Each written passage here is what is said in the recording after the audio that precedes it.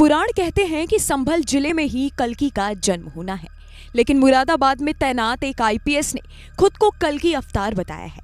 इनका नाम है आईपीएस रोहन झा, जो एक ही रात में 3 ऐसे कारनामे करते हैं कि मुरादाबाद से लखनऊ तक हड़कंप मच जाता है। पूरी कहानी करीब 1 हफ्ते बाद सामने आती है।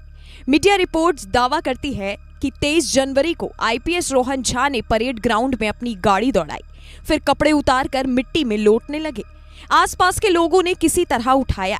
उसके अगले दिन मुंशी को बुलाकर एक कमरे में बंद कर दिया और मरा हुआ चूहा पकड़ कर लाए। उसकी गर्दन दिखाकर कहा, हवन करके इसको जिंदा करेंगे। इतना सुनते ही मुंशी की हवा खराब हो गई। उसने सोचा ये तो आईपीएस थे, फिर तांत्रिक कब बन गए। लेकिन रोहन झा की करतूतें अभी खत्म नहीं हुई थी, बल्कि इससे भी बड़ा कारनामा बाकी था। मुंशी किसी तरह भागकर बाहर तो आया, वरिष्ठ अधिकारियों को जानकारी दी, जिसके बाद मौके पर पुलिसकर्मी पहुंचते हैं। रोहन झा से कोई बातचीत होती उससे पहले ही वो ट्रैफिक ऑफिस में पहुंच गए। वहां जमकर तोड़फोड़ की, कई फाइलें फाड़ डाली, कर्मचारियों के साथ मारपीट की। कहा यह तक जा रहा है कि इनके आवास के बगल में ही एक महिला आईपीएस का भी आवास है, जिनसे रोहन झा ने बदतमीजी की। ऐसे आरोप भी लगे हैं। ऐसा पहली बार हुआ जब आईपीएस का वर्दी पहने कोई व्यक्ति सिरफिरे जैसा व्यवहार करने लगा। नतीजा, रातों रात इन्हें साइकेट्रिस्ट वार्ड में भर्ती कराया गया ताकि पता चल सके कि दिमाग में कोई दिक्कत तो नहीं है, और 10 दिनों की छुट्टी पर भेज दिया गया। खबर यह भी है कि ये खुद को कल्कि अवतार बता रहे हैं, जिससे पूरे महकमे में हड़कंप मचा है। ऐसे में ये जानना जरूरी हो जाता है कि आखिर ये हैं कौन। तो पहले वो सुनिए, फिर इनके कुछ और कारनामे आपको बताते हैं। कौन है आईपीएस रोहन झा?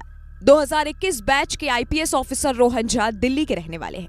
गणित से बीएससी की पढ़ाई की, फिर ह्यूमन रिसोर्सेज में एमबीए किया।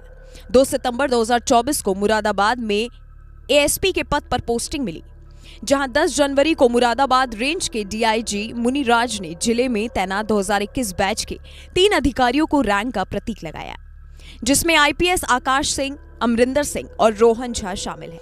लेकिन रोहन झा की हालत ऐसी होगी ये किसी को अंदाजा नहीं था। रोहन झा के परिवार वालों को यूपी पुलिस ने सूचना दी है।